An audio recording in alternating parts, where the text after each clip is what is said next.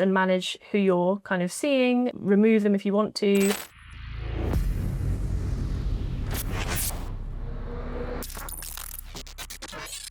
Hi there and welcome to From Ideas to Results. I'm joined by Kitty, part of our content team here at Sleeping Giant Media, and we're exploring all the things happening in the world of content. So the first topic we want to talk about was the new audience loyalty features. Can you give a bit of an intro as to what that is? Yeah, definitely. So over the past few months, Google's been working on and rolling out different features on the SERP that suggest that they're trying to give publishers more visibility and trying to give their audiences more control over what they see. So this kind of affects news outlets the most, really. So this is where we're seeing things like preferred sources rolling out. In May 2026, they've now expanded so that you can see preferred sources in AI mode in our overviews. So before that just impacted top stories. And also have just recently announced that they're going to be rolling out search profiles, which is basically like if you have enough followers on social media, you can apply to have a search profile on Google, which will appear in the Google app home screen and Google Discover, which lets people follow you on Google and see your YouTube videos, your posts, your articles, lots of information about your brand. It's also connected to a knowledge panel. You can claim a search profile through a knowledge panel and vice versa. They kind of trigger each other. So it's really important for brands now. So going to the first one, I think I've seen this appearing on our emails. When we send out emails to our database, we've got now a little button that you can then click to do that. And that's essentially helps Google then say, oh, this user trusts this source, and then will then help that source to then show more frequently within their responses. Exactly that. Yes, there's a query that is,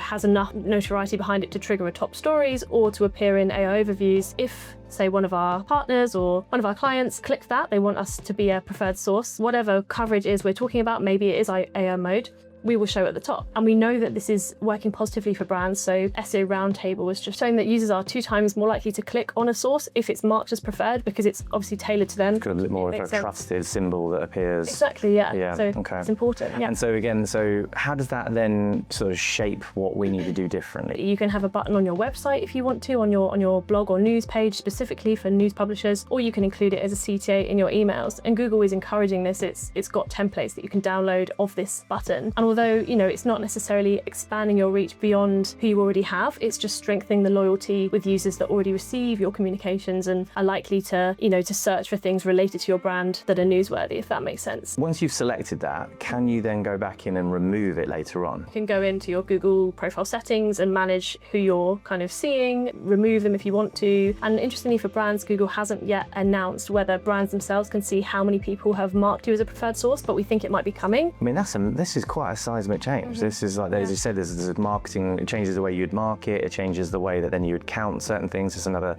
performance metric for businesses as well. Moving on to the other one you mentioned, search profiles. So that's a similar idea, but more for the individual. Yeah, it can be brands as well though. Okay. It hasn't launched yet. They're saying it is going to be launching probably in the USA first, basically for any brand or individual. So anyone that would have a knowledge panel, I suppose a business could as well. Yeah. Individuals need 100k on YouTube or 100k on X or 100k on Instagram, and for TikTok it's 300k. I think it's easier to amass a following on there, perhaps there's more users, don't know, but they're the current numbers that you need if you're a brand or a person who wants a search profile. So no tie-up with LinkedIn yet that we've seen? Doesn't seem like it in the guidance, no. There's been limited guidance on it from Google so far because it's not rolled out, but we'll see, maybe. Yeah, but what recommendations would you give to somebody to try and sort of do that, make a start with it? Definitely look into Google's guidance and access those kind of templates and advice. There is a whole page on Google Search Central for publishers to say this is how you can use it, this is what we're